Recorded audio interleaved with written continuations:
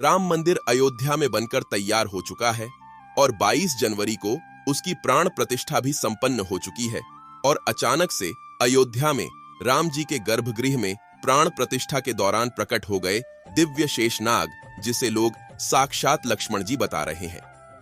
प्राण प्रतिष्ठा के दौरान इतना बड़ा चमत्कार देखकर बड़े बड़े पंडित विशेषज्ञों के साथ साथ देश के प्रधानमंत्री जी के भी होश उड़ गए। लेकिन इस चमत्कार को काफी शुभ संकेत माना जा रहा है।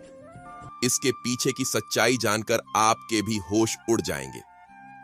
अगर आप एक सच्चे सनातनी हैं तो इस वीडियो को लाइक करें, और आप भी राम मंदिर बनने से बेहद खुश हैं तो कमेंट बॉक्स में जय श्री राम जरूर लिखें। और पूरी सच्चाई जानने के लिए वीडियो को अंत तक देखते रहिए। अयोध्या में इतिहास रच चुका है। आखिरकार वो सपना पूरा हो ही गया जिसका सभी सनातनी लोगों को बरसों से इंतजार था। अयोध्या में बन रहे भव्य राम मंदिर में अब प्रभु ने विराजमान होकर अपने भक्तों को दर्शन दे ही दिए। प्राण प्रतिष्ठा से पूर्व ही अस्थायी गर्भगृह में राम लल्ला के दर्शन बंद कर दिए गए। अब 25 जनवरी से दोबारा दर्शन आरंभ हो जाएंगे। प्रभु राम को नवनिर्मित राम मंदिर के गर्भगृह में स्थानांतरित किया जा चुका है। इस आंदोलन की आंच में पूरा देश झुलसा था। सैकड़ों ने सीने पर गोलियां खाई तो हजारों ने अपना लहू पानी की तरह बहा दिया। बात हो रही है राम जन्मभूमि यानी अयोध्या की, जो 22 जनवरी को राम मंदिर की प्राण प्रतिष्ठा हुई है। उसमें पूरी दुनिया को भगवान राम के अस्तित्व से रूबरू कराया है। इस कार्यक्रम के लिए 7,000 से ज्यादा वीवीआईपी और वीआईपी को न्योता दिया गया था। लेकिन जब 22 जनवरी को विशेष ज्योतिषाचार्य की उपस्थिति में प्रधानमंत्री नरेंद्र मोदी द्वारा प्राण प्रतिष्ठा का कार्यक्रम किया जा रहा था, उसी दौरान जो बड़ा चमत्कार हुआ, सच्चाई सुनकर आपके भी रोंगटे खड़े हो जाएंगे। जितना राम मंदिर निर्माण की चर्चा हो रही है, उससे ज्यादा चर्चा प्राण प्रतिष्ठा को लेकर भी हो रही है। जब नरेंद्र मोदी यजमान प्राण प्रतिष्ठा की तैयारी करने पहुंचे तो चारों भाइयों के साथ राम लल्ला की छोटी प्रतिमा और 5 फुट की बालक स्वरूप राम लल्ला की बड़ी प्रतिमा गर्भगृह में स्थापित की गई। सबसे पहले तो प्राण प्रतिष्ठा में जितने भी हमारे यहाँ देवता है, नवग्रह हैं और जितनी राशियां हैं, सभी को शांत करने के लिए पूजा अर्चना हुई।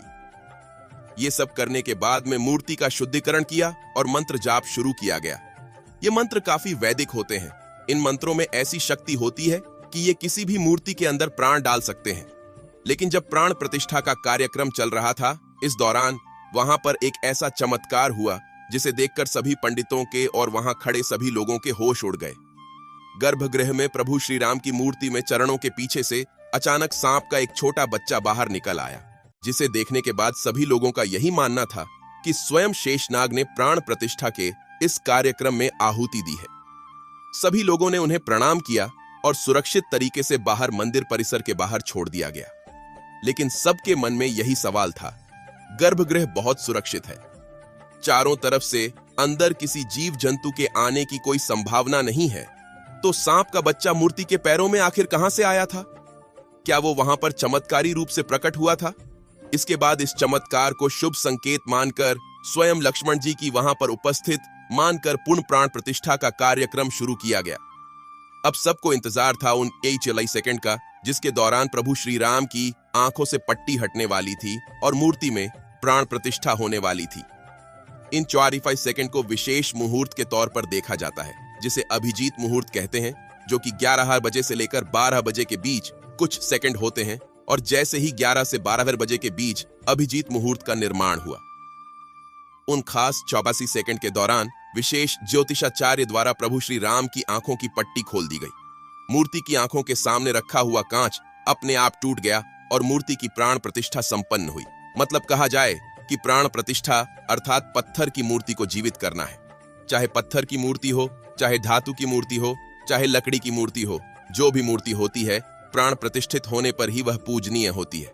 यदि प्राण प्रतिष्ठा नहीं हुई है तो जैसे दुकान में पड़ी मूर्ति वही है, तो इसीलिए उसकी विधि विधान से प्राण प्रतिष्ठा की व्यवस्था होती है। जो शक्तियां परमात्मा में होती हैं, उन मंत्रों के द्वारा उन सारी शक्तियों को उस प्रतिमा में स्थापित किया जाता है, जिससे लोग दर्शन करने के बाद और लाभ उठाते हैं और उन जिन जिन भावनाओं के साथ उनका दर्शन करते हैं, उनका कल्याण होता है।